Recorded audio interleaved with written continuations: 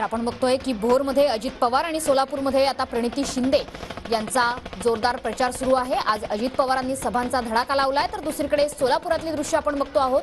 प्रणिती शिंदे या प्रचारासाठी आता त्यांची पदयात्रा सुरू झालेली आहे। कन्ना चौक ते शिवाजी महाराज चौक दरम्यान ही पदयात्रा सुरू करण्यात आलेली आहे। आज प्रचाराचा शेवटचा दिवस आहे। तिसऱ्या टप्प्यातलं मतदान पार पडणार आहे लवकरच आणि त्यामुळे आजचा प्रचाराचा शेवटचा दिवस हा सुपर संडे आहे, ज्यामुळे रविवारचा सुटीचा दिवस आहे। लोकांपर्यंत मतदारांपर्यंत जास्तीत जास्त पोहोचण्याचा उमेदवारांचा प्रयत्न आहे। ते जमलेले आहेत। कसं पाहता या आजच्या पदयात्रेकडे आणि एकंदरीत निवडणुकीकडे? आता निवडणूक ही शेवटी निवडणूक असते आणि त्याच्यामुळे अलर्ट राहूनच काम करावं लागतं सगळ्यांना।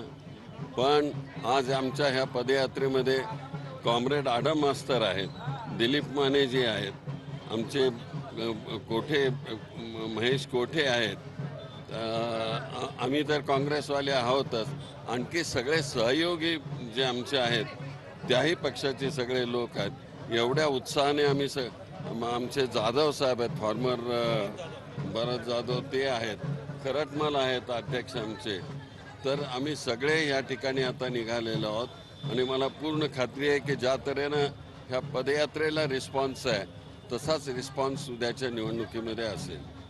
साहेब, खरं तर 5 सत्ताधारी पक्षाचे आमदार प्रणितीताईंच्या समोर असताना देखील मोठ्या प्रमाणात प्रणितीताईंनी संपूर्ण जिल्ह्यामध्ये प्रचार जी आहे यंत्रणा ती जोरदार राबवलेली आहे।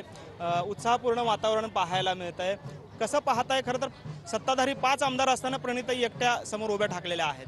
नाही, त्याचाच अर्थ असा की 5 लोक आमदार सत्तेवर असणारे आहेत आणि प्रणिती एकटी आहे, ते म्हणून हे छोटंसं उदाहरण आहे की ती उद्याच्या पार्लमेंटमध्ये काय आपली दिशा दाखवून देईल देशाला, हे त्याचं उदाहरण आहे।